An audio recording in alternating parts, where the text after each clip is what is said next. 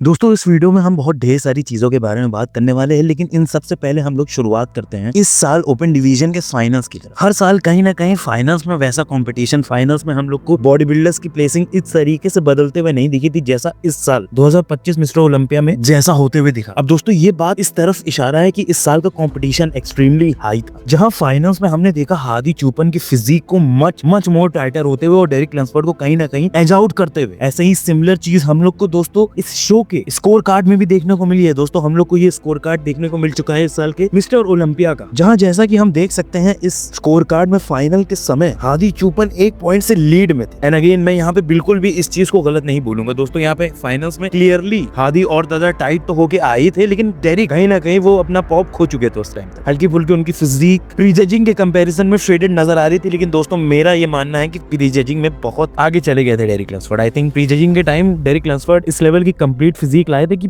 उसके बाद किसी भी और बॉडी बिल्डर के लिए वो ग्राउंड कवर अप करना बहुत मुश्किल हो गया। हादी ने दोस्तों ऐसा करके दिखाया है, ये एक टेस्टिमेंट है दोस्तों, सिर्फ इस तरफ नहीं कि यहाँ पे पॉलिटिक्स नहीं हो रही है, सिर्फ इस तरफ नहीं बल्कि इस तरफ भी कि हादी चुपन को हम लोग कभी भी काउंट आउट नहीं कर सकते। दोस्तों इतना हमें मालूम है कि कुछ भी हो जाए हादी चुपन हर बार कंसिस्टेंट रहेंगे, हादी चुपन हर बार पीक करके आएंगे। और कहीं ना कहीं इस शो में उन्होंने ये भी दिखा दिया, अगर उनकी फिजिक में माइनर ट्विक्स जल्द से जल्द हमें देखने हैं तो वो भी करके दिखा सकते हैं। दोस्तों अगेन यहाँ पे अगर हादी चुपन जीतते तो मैं गलत नहीं बोलता, मुझसे बड़ा हादी चुपन का फैन कोई नहीं होगा, लेकिन मैं हमेशा से यही बोलता हुआ आया हूँ कि यहाँ पे एक फिजिक को हर एक फैक्टर के हिसाब से जज किया जाता है। आपकी फिजिक आपके अगल बगल वाले बॉडी बिल्डर से कैसी लग रही है वो देखा जाता है। और दोस्तों प्री जजिंग में हादी चुपन की स्मॉलर फिजिक और डेरिक लैंसफोर्ड की ऐसी परफेक्टली पीक फिजिक की वजह से आई थिंक प्री जजिंग में बहुत आगे चले गए थे डेरिक लैंसफोर्ड। लेकिन इस शो के स्कोर कार्ड के मुताबिक यहाँ पे मामला काफी क्लोज था, मेरे लिए पर्सनली नहीं था, लेकिन जजेस के लिए ये मामला काफी क्लोज था। प्री जजिंग के टाइम भी, प्री जजिंग में भी परफेक्ट स्कोर के साथ डेरिक लैंसफोर्ड ना फर्स्ट आए थे ना ही हादी चुपन परफेक्ट स्कोर के साथ सेकंड आए। यहाँ पे हम लोग दोनों के स्कोर में एक प्लेसिंग का डिफरेंस देख सकते हैं, यानी कि यहाँ पे अगर 5 जजेस थे तो प्री जजिंग के टाइम 4 जजेस डेरिक लैंसफोर्ड को फर्स्ट पोजीशन पे देख रहे थे, हादी चुपन को सेकंड पे, एंड एक जज हादी को फर्स्ट पे और डेरिक को सेकंड। अब दोस्तों आप इस बात को माने ना माने, लेकिन डेरिक लैंसफोर्ड की ऐसी फिजिक में फ्रेशनेस है, ऐसी उनकी मस्कुलैरिटी है कि दोस्तों मैं फिल ही जैसा ही रन डेरिक लैंसफोर्ड को भी करते हुए देख सकता हूँ, लेकिन सिर्फ इस कंडीशन पे कि हर बार वो कंसिस्टेंट रहेंगे, हर बार अपना पीक वो ऐसे ही नेल करके आएंगे जैसा इस बार उन्होंने प्री जजिंग में किया। वरना हादी वहां रहेंगे, हादी हमेशा वहां रहेंगे जहां पे आपसे एक छोटी सी गलती पे, आपकी एक छोटी सी स्लिप पे वो अपना पूरा कंपटीशन कॉन्कर कर सकते हैं। आई थिंक हादी चुपन की यहाँ पे सेकंड प्लेस फिनिश और फाइनल्स में एक्चुअली काफी जजेस का हादी चुपन को इतना ऊपर देखना दोस्तों कुछ नहीं तो ये इस तरफ जरूर इशारा है कि हम लोग को फ्यूचर में कभी भी हादी चुपन मिस्टर ओलंपिया चैंपियन बनते हुए वापस से देखने को मिल सकते हैं, बिकॉज हादी कंसिस्टेंट रहेंगे, हादी हमेशा इन शेप रहेंगे, डिफाइंड रहेंगे। लेकिन और दूसरे एथलीट अभी तक हम लोग को अपने करियर में अपनी परफॉर्मेंस के थ्रू वैसा कम्युनिकेट करते हुए नहीं दिखे। दोस्तों जिस कंसिस्टेंसी की मांग हम एक टॉप ओलंपियन से करते हैं वैसी कंसिस्टेंसी हम लोग को सिर्फ हादी ही देते हैं। मेरे हिसाब से दोस्तों मल्टीपल फैक्टर्स है जिसकी वजह से हादी चुपन का इतना बड़ा फैन बेस है, और यही सब वो फैक्टर्स है। अगेन वो उतने जेनेटिकली सुपीरियर नहीं है in terms of his muscle shape, उनकी शेप की, उनके मसल्स की बनावट में वो उतने गिफ्टेड नहीं है। अगेन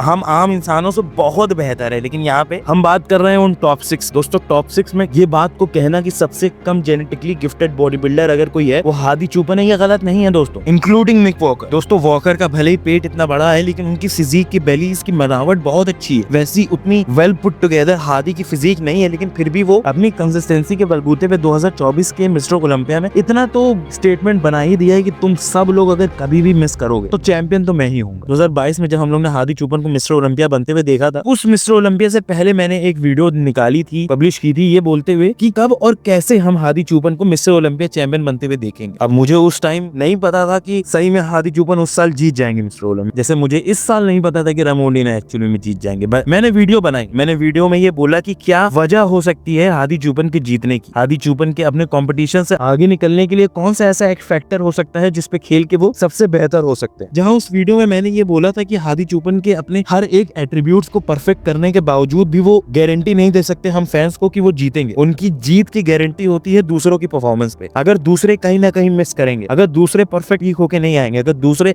उस लेवल की शार्पनेस नहीं लेके आएंगे, अगर डेस्टिनेशन वैसी नहीं होगी, तब जाके हादी चुपन हम लोग को हर बार प्रिवेल करते दिखेंगे, क्योंकि उनकी कंसिस्टेंसी बिल्कुल टस से मस नहीं होती। अच्छी बात यह है कि उनकी फिजिक भी हर बार ऑन स्टेज पीक होती है, और ना भी पीक होती हो तो उनकी कंडीशनिंग तो ऐसी रहती है कि हम लोग को हर बार वो मसल मैच्योरिटी अपनी दिखाते हैं। दोस्तों in my opinion pre judging में बहुत पीछे थे बैक साइड से डेरिक लैंसफोर्ड के कंपैरिजन में हादी चुपन, लेकिन फाइनल्स में बहुत बहुत ज्यादा वो ग्राउंड उन्होंने कवर अप किया फाइनल्स के टाइम। हादी की कुछ ऐसी बैक हो गई थी, प्री जजिंग में बहुत पीछे थे हादी बैक से। वही फाइनल्स में हादी की और बेहतर sharpness through out the back और डेरिक की कहीं ना कहीं फिजिक की ब्लरीनेस की वजह से आई थिंक जजेस ने एक्चुअली में फाइनल्स में आगे रखा था हादी चुपन को 1 पॉइंट से। अगेन हादी चुपन दोस्तों कभी भी जीतेंगे, ये गलत डिसीजन नहीं होगा, लेकिन हादी के हारने का हमेशा आप एक स्ट्रॉन्ग पॉइंट बना सकते हैं। मुझे नहीं लगता वैसा स्ट्रॉन्ग पॉइंट आप 2022 के मिस्टर ओलंपिया में बना सकते थे, क्योंकि 22 में प्रोपोर्शनली यानी कि अपर बॉडी और लोअर बॉडी के कंप्लीटनेस के साथ जो सबसे परफेक्ट फिजिक थी वो हादी की ही थी। लेकिन इस साल मुझे साफ ऐसा लगा कि डेरिक वो हर एक बॉक्स में टिक करके आए हैं। दोस्तों यहाँ पे उससे भी ज्यादा मजेदार चीज है ये देखना कि फाइनल्स के टाइम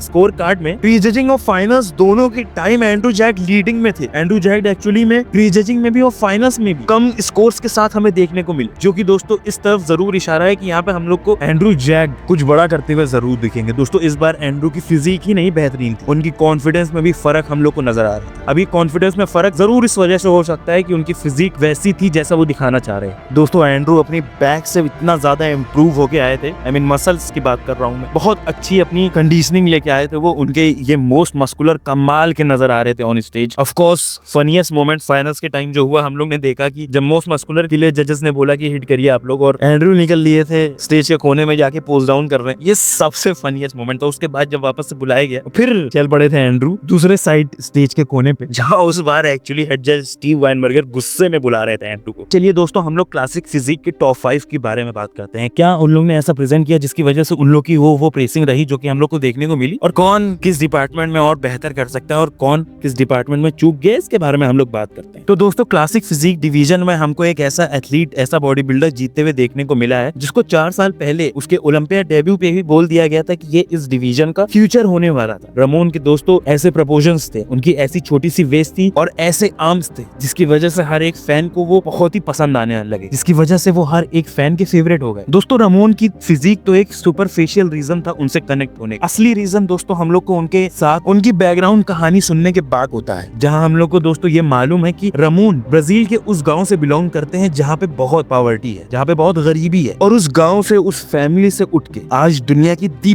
बेस्ट क्लासिक फिजिक का खिताब रमोन डिनो अपने नाम के साथ लिए हुए। एक गरीब गांव के लड़के के लिए इससे ज्यादा पर्पस ड्रिवन और मीनिंगफुल चीज क्या हो सकती है। दोस्तों इस पोस्ट विन इंटरव्यू के बारे में मैं बात करना चाहूंगा रमोन डिनो की। यहाँ पे दोस्तों रमोन डिनो एक्सट्रीम ह्यूमिलिटी के साथ हर एक इंसान को थैंक करते हुए हम लोग को नजर आ रहे हैं। एंड दोस्तों रमोन की वो हम्बल एनर्जी आई बिलीव रमोन को इस लेवल का स्टारडम देगी जो शायद हमें सीबम की ही लेवल पे नजर आए। ये सब बात कर लेने के बाद चलिए हम लोग चलते हैं रमोन डिनो की फिजिक को एनालाइज कर। दोस्तों अब यहाँ पे इस साल रमोन ने जो सबसे बड़ी डिफरेंस अपनी फिजिक में दिखाई थी वो इस चीज की थी जिससे उनकी physique on stage the best लगी मेरे ओपिनियन में क्लासिक फिजिक में इस साल मिस्टर ओलंपिया में। दोस्तों यहाँ रमोन की फिजिक में हम लोग को अभी तक की उनकी सबसे बेस्ट कंडीशनिंग नहीं देखने को मिली थी। यहाँ हमें रमोन की फिजिक में सबसे lowest amount of body fat नहीं देखने को मिला था, लेकिन वही बात हर एक चीज का जो बैलेंस होता है वो परफेक्ट क्रिएट करके लेके आए थे रमोन डिनो अपनी फिजिक में, जहाँ उनकी फिजिक प्रोपोर्शनली बहुत ही बेहतरीन लग रही थी, पूरे कंप्लीट थे वो हेड टू टो, एक वीक पॉइंट वो नहीं शोकेस कर रहे थे अपनी फिजिक में। और साथ ही में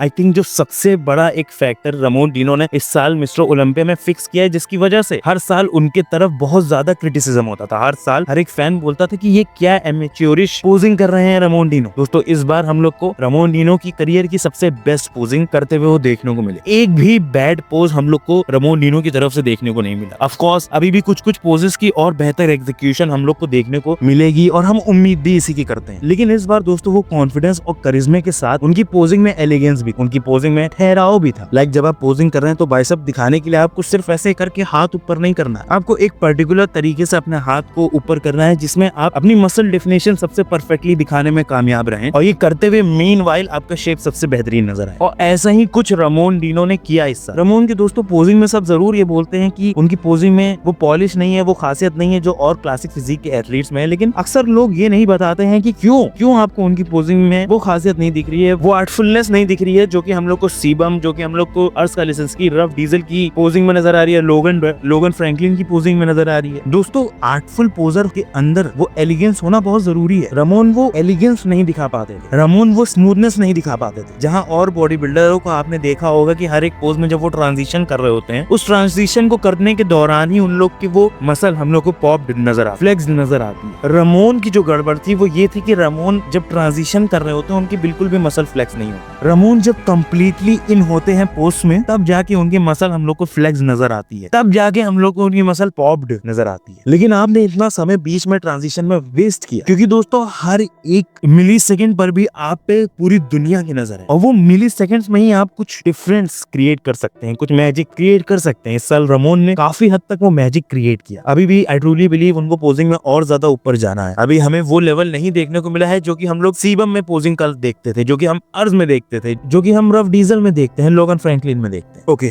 दोस्तों, यहाँ पे माइक समरफेल्ड के बारे में भी हम लोग को डेफिनेटली बात करनी होगी। आई थिंक माइक का अचानक से वो weight cut, it was evident कि भारी पड़ा है। दोस्तों अचानक से जब इतना ज्यादा वजन आप कट आउट करेंगे, तब जब ऑलरेडी आपकी फिजिक में वजन है नहीं कट आउट करने के लिए, उस समय आप ये ना सोचें कि माइक समरफेल्ड वेट कट ऑफ करने के लिए सोना में होंगे, अपना खूब पसीना बहा रहे होंगे। ऑफ कोर्स शायद वो ये भी कर रहे हो, लेकिन ये बात तो साफ है कि उन्होंने यहाँ पे अपनी फिजिक में और ज्यादा वजन कम करने के लिए कोई ऐसा कंपाउंड लिया जो कि उनकी फिजिक से वैसे रिएक्ट नहीं किया जैसा वो चाहते थे, जिसकी वजह से हमें वैसी फिजिक नहीं दिखी जैसा वो चाहते थे। अगेन दोस्तों, इनहैंस फिजिक इतनी ज्यादा अनप्रेडिक्टेबल होती है कि जरा सी चूक आपको एक्चुअली मल्टीपल प्लेसिंग्स की डिफरेंस दे सकती है। अब ऑफ कोर्स मैं इनहैंस नहीं हूँ, लेकिन मेरे बहुत दोस्त हैं, पर्सनल एक्सपीरियंस से, उन लोग के मतलब एनेक्डोटल एक्सपीरियंस से मुझे नॉलेज मिली है, प्लस मैंने बहुत आर्टिकल पढ़े हैं। कुछ लोग मोर प्लेट्स मोर डेट्स को उनके यूट्यूब चैनल से जानते हैं, मैं आप लोग शायद यकीन न करें उनके आर्टिकल के समय से जानता हूँ। जिनको पता होगा उनको पता होगा कि इनहैंस स्पेस में कितने बड़े नाम है, डेरिक मोर प्लेट्स मोर डेट्स यूट्यूबर। फिर भी मैं एज अ नाइव नेचुरल जरूर माइक को बेनिफिट ऑफ द डाउट देना चाहूंगा, जरूर ये मानना चाहूंगा कि उनकी फिजिक जो थ्रोन ऑफ हुई है वो इतने ज्यादा स्ट्रेस और इन सब चीजों की वजह से हुई है। लेकिन एक्चुअली मुझे जो रीजन लग रहा है वो यही है कि एक्सोजेनस उन्होंने ऐसा कोई कंपाउंड लिया जो कि उनकी फिजिक से गलत रिएक्ट कर गया है एन मौके पर। बात करते हैं दोस्तों क्लासिक फिजिक डिवीजन के थर्ड प्लेसर रफ डीजल के बारे में। अब पर्सनली दोस्तों मैं रफ डीजल की ये बेस्ट फिजिक बोलता हूँ। अगर इस शो में रफ डीजल जीतते मैं उसको गलत ना बोलता, अगर इस शो में रफ डीजल सेकंड प्लेस होते तो मैं उसको गलत ना बोलता। मैंने ये पहले भी बोला हुआ है कि मेरी जो हमेशा से क्लासिक फिजिक डिवीजन में बेस्ट फेवरेट फिजिक रही है वो रफ डीजल की रही है। ऐसे प्रपोर्शंस दोस्तों अगर उनकी और लंबी हाइट पे होते तो वो अनबीटेबल होते, उनको कोई छू भी नहीं सकता था क्लासिक में। यहाँ पे दोस्तों रफ की ये वेस्ट पर उनकी ये फ्लेयरिंग क्वाड्स, उसके ऊपर ये वी टेपर प्रोवाइड करने वाली उनकी लैट्स, मेरे ओपिनियन में उनको सबसे बेस्ट क्लासिक एथलीट बनाती है इन अ प्योरली क्लासिकल सेंस। लेकिन अगेन दोस्तों वही बात है कि ये टेरेंस का बेस्ट वर्जन था, इस बेस्ट वर्जन को लाने के बावजूद भी वो थर्ड प्लेस हुए। माइक का ये बेस्ट वर्जन नहीं था, इस नॉन बेस्ट वर्जन को लाने के बावजूद भी वो सेकंड प्लेस हुए। देख रहे हैं आप, मैं ये बताना चाह रहा हूँ कि माइक एक्चुअली में बहुत सुपीरियर है। इस खराब परफॉर्मेंस से हम लोग ये नहीं कह सकते कि रमोन हम लोग को यहाँ पे डोमिनेंट रेन के साथ फ्यूचर में नजर आएंगे। रमोन की ये पोजीशन क्लासिक फिजिक के फर्स्ट रैंक कंटेंडर होने की ज्यादा लंबे समय तक वो अपने पास शायद नहीं रख पाएंगे, क्योंकि अब यहाँ पे दोस्तों मैं माइक के हाइट के मुद्दे के बारे में बात नहीं करूंगा, मैं किसी और वीडियो में बात करूंगा, लेकिन वो भी एक बहुत बड़ा रीजन होगा फ्यूचर में चल के, जो कि हम लोग को ये बताएगा कि एक्चुअली में यहाँ पे डोमिनेंट रहेंगे क्लासिक फिजिक डिवीजन में रमोन की नहीं, या हमें माइक ही वापस से अपनी उस पोजीशन पे नजर आएंगे जिस पोजीशन पे हम लोग लास्ट ईयर के ओलंपिक के बाद उनको देख रहे थे। दोस्तों जब सीबम जीतते थे तो हम ये बात करते थे कि सीबम अपने कंपटीशन से कितना ज्यादा ऊपर है, जो कि एक वजह है उनके इस जीत की। रमोन जब जीते हैं तब हम लोग जरूर ये बोल रहे हैं कि उनकी फिजिक ये लाइफ की बेस्ट थी, लेकिन हम लोग साथ में ये भी बोल रहे हैं कि एक दूसरा एथलीट उन्हीं के कंपटीशन इस शो में ऑफ रहा। आप समझ रहे हैं मैं क्या बोल रहा हूँ? रमोन को ये जीत, रमोन की ये विक्ट्री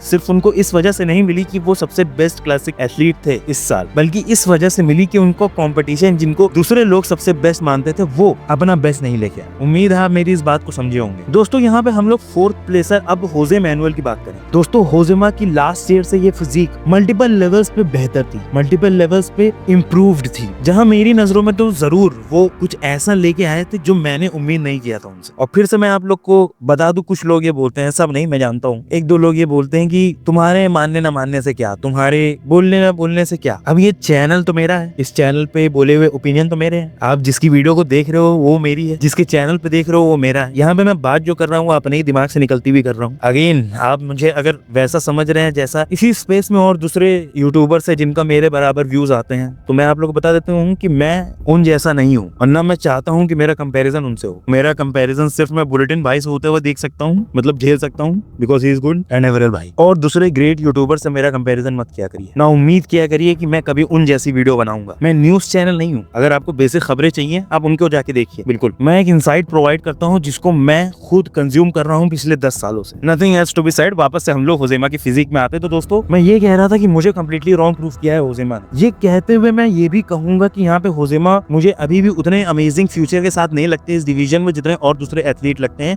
जिसमें से एक ऐसा है जिसके बारे में मैं इसके बाद बात करूंगा, आप लोग बिल्कुल उसके लिए जरूर रुकिएगा। जब हम लोग को ये सुनने को मिला था कि 2024 के मिस्टर ओलंपिया में अपना ओलंपिया डेब्यू करते हुए भी इतनी खतरनाक कंडीशनिंग लाने के बावजूद भी ओजिमा 20 की जो वेट कैप है उसमें वो कम्प्लीटली फिल्ड आउट हो चुके हैं। इस खबर को जानने के बाद हर एक इंसान जरूर कहीं ना कहीं ये सोच रहा था कि जब वो वेट कैप पे ऑलरेडी है और इतने कंडीशन भी हैं, तो अब इससे बेहतर क्या ही हो सकते हैं। लेकिन मैं he proved us all wrong. दोस्तों, उनकी इस फिजिक में जो कंडीशनिंग हम लोग को नजर आई है वो शायद इस वीकेंड ओलंपिया में सबसे बेस्ट थी। I think head to toe, front to back, हर जगह से वो श्रेडेड थे, हर जगह से वो छिले हुए थे, कंडीशन थे। हादी दोस्तों छिले हुए सिर्फ फ्रंट से थे। ओजेमा अपनी बैक में इस लेवल की ड्राइनेस प्रेजेंट कर रहे थे जो कि अनबिलीवेबल थी। उनके बैक की जो डिटेल्स और क्रेविसेस थी क्रेजी नजर आ रही थी, बट उनके शेप की वजह से आई थिंक कहीं ना कहीं वो थोड़ा पीछे रह गए। मेरा इतना जरूर मानना है कि अगर उनका शेप उनकी वेस्ट थोड़ी और छोटी होती, उनके प्रोपोर्शन वो बेहतर होते, तो या तो वो सेकंड या तो वो क्लासिक फिजिक डिवीजन को जीतते आराम से इजीली, सिर्फ छोटी वेस्ट होने की वजह से। और यही रीजन है जिसकी वजह से दोस्तों मैं सबसे आगे इस डिवीजन में सबसे ज्यादा अच्छे फ्यूचर के साथ इस एथलीट को देखता हूँ, नायल डार्विन। दोस्तों नायल उस स्टेज पे इतने क्रेजी लगे थे कि मेरे पास वर्ड्स नहीं है एक्चुअली में वो डिस्क्राइब करने के लिए कि नायल ने क्या क्रेजीनेस प्रेजेंट की थी। दोस्तों यहाँ पे साइज इतनी ज्यादा इंप्रूव करके लेके आए थे वो अपने टेम्पा प्रो से कि मुझे तो यकीन ही नहीं हो रहा था कि यहाँ पे टेम्पा प्रो में कुछ ही टाइम पहले ही हम लोग ने, कुछ महीने पहले उनको देखा था। दोस्तों मैं ये एक शॉर्ट बनाने भी वाला था नायल डार्विन की कुछ रिसेंट की जो अपडेट्स आई थी ओलंपिया से पहले, ये देखते हुए कि दोस्तों मुझे जरूर ये लग रहा है कि नायल को मैंने कहीं ना कहीं थोड़ा अंडरस्टिमेट किया है, क्योंकि जो उनकी इंप्रूवमेंट थी आई थिंक अगर वो वैसे ही रहते जैसे टेम्पा में थे तब मैं ये बिल्कुल नहीं देख पा रहा था कि वो टॉप 6 में प्लेस होंगे या टॉप 8 में प्लेस होंगे। लेकिन अपने लास्ट वर्जन से आई ट्रूली बिलीव बहुत मास में इंक्रीमेंट किया है डार्विन ने। उनकी फिजिक यहाँ मच मोर फिल्ड आउट होने के साथ साथ वैसा ही कुछ श्रेडेड भी थी जैसे हम लोग को लास्ट शो में दिखी, जहाँ पे अगेन जो सबसे बड़ा टॉकिंग पॉइंट उनकी फिजिक का कोई है तो वो उनकी वेस्ट है विदाउट अ डाउट। उनकी वेस्ट के प्रपोजल्स दोस्तों कंप्लीटली मुझे ब्रायन ब्यूकैनन के याद दिलाते हैं। ये चीज मैंने पिछली वीडियो में बोली थी, लेकिन शायद लोग नाम से उतना ना पहचानते हो ब्रायन को जितना फोटो से पहचानते हैं, इसीलिए मैं फोटो भी दिखा रहा हूँ इस बार आपको। दोस्तों ब्रायन की कुछ ऐसी वेस्ट पर ऐसे आर्म्स थे कि लोग स्मॉलेस्ट वेस्ट पे बिगेस्ट आर्म्स बोलते थे। मेरे ख्याल से ऐसा ही कुछ नायल के लिए भी हमें बोलना चाहिए। नायल की वेस्ट इतनी ज्यादा छोटी है कि उस वेस्ट को देख के एक्चुअली में यकीन नहीं होता कि इस वेस्ट पर ऐसे मसल्स कोई स्टैक कर सकता है। क्योंकि दोस्तों बात ये होती है कि अगर आप फिजिक में मसल गेन करते हैं तो थ्रू आउट द बॉडी करते हैं, भले ही आप through out the body train भी ना कर रहे हो फिर भी आप थ्रू आउट द बॉडी करेंगे ब्रो। अगर आप अपनी एब्स को ट्रेन नहीं कर रहे हैं, आप और दूसरी एक्सरसाइजेस कर रहे हैं, तब भी आपकी एब्स ट्रेन होंगी जस्ट सिंपली बाय ब्रेसिंग। जहां इतनी मस्कुलैरिटी फ्रेम में ऐड करने के बावजूद भी उनकी ये वेस्ट कुछ अनरियल सी नजर आती है। और उनकी फिजिक दोस्तों मेरे हिसाब से ऐसी है कि फ्यूचर में हम लोग आराम से उनको टॉप 3 के लिए बैटल करते हुए इस डिवीजन में देखेंगे। इस डिवीजन का फ्यूचर भी हम लोग उनको कहेंगे, इस डिवीजन में शायद हम लोग मल्टीपल टाइटल्स भी जीतते हुए देखेंगे उनको। सीबम के समय अगर हम लोग को रामोन डिनो दी फ्यूचर दिखे थे, तो रामोन डिनो के समय में हम लोग को नायल फ्यूचर नजर आते हैं। इसी के साथ दोस्तों आज की इस वीडियो को खत्म करते हैं। अगर आप लोग को वीडियो अच्छी लगी हो तो लाइक कर दीजिए, सब्सक्राइब कर दीजिए, काफिला हिंदी चैनल को बेल आइकन दबा दीजिए। चलिए आपसे अगली वीडियो में मिलते हैं, तब तक के लिए बाय।